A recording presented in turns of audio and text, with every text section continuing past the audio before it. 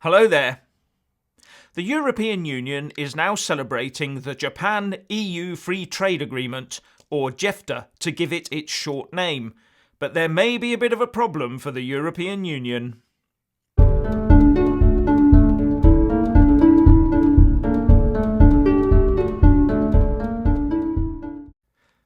This Japan-EU trade deal has been in formation under much secrecy since 2013. But now the EU is promoting the deal as great for its farmers and wine producers. Under the deal, most tariffs on imports of Japanese cars into the EU and exports of EU dairy products and the like into Japan will be tariff-free.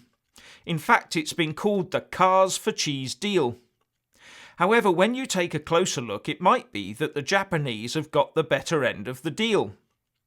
It seems that cheese, for example, makes up 0.4% of EU exports to Japan, but 13% of Japanese exports to Europe is already made up of cars. When you add in the estimate that some 90% of those in the Asia region are lactose intolerant, you get the feeling that the Japanese dairy market might be a bit limited. Then there's the existence of an already long-established dairy, meat and wine trade between Australia, New Zealand and Japan, which might prove hard for the Europeans to break into. This deal will enable the Japanese to compete directly with the EU car manufacturers in a very large marketplace, and one wonders whether the likes of BMW are going to be particularly happy about this arrangement, even though tariffs will be phased out over time. And I also wonder how pleased the farmers will really be about this. There's also the thought that you'd have to sell an awful lot of cheese to make up for one car. So one has to wonder how good this deal will really be for the EU. Sorry, I need to rephrase that. It will look good for the political institution called the EU, but whether it benefits the people that live in it over the long run is another question.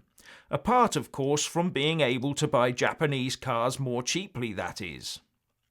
But at the end of the day, if EU car makers and their workers find themselves under EU-imposed financial pressure, and the bloc's farmers find that the Japanese dairy market was more myth than reality, they can all be thankful that a bunch of their betters has put this deal together on their behalf.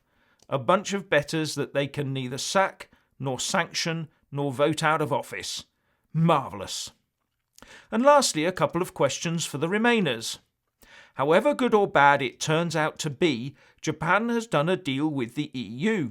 So firstly, has Japan signed up to the freedom of movement of people with the EU? Secondly, has Japan agreed that they will abide by ECJ rulings? Thirdly, is Japan paying a huge annual fee for the privilege? And if Japan hasn't done these things to get a deal, why on earth should we? What do you think about this deal? Please leave a comment below. Thank you. Please do like and share this video, and also subscribe to my channel. And when subscribing, please do remember to press on the little bell next to the subscribe button. That way you'll get an alert every single time I put up a new video. Thank you very much for watching.